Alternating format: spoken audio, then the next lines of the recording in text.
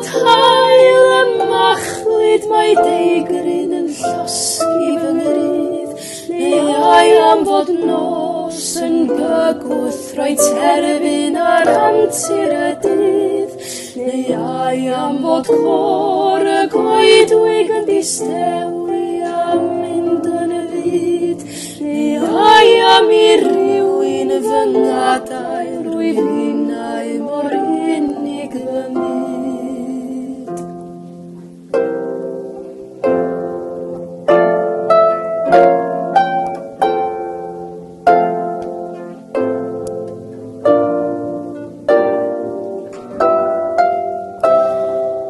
Ai am fod golau'r lleiad yn oer a ryddiau'r nos, neu ai am fod oerwynt gerwyn yn cwyno uwch manwellt yr hos,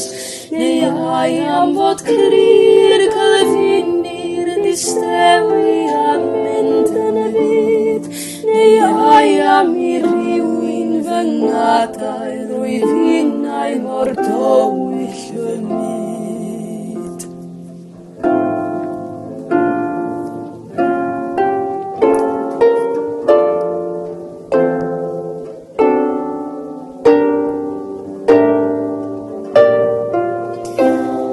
Ond os yw yr hael wedi machlud mae gobaith yng ngolau'r lloer, a chysgod yn ofn y cysgodion i'n cadw rhag y gwyntoedd oer,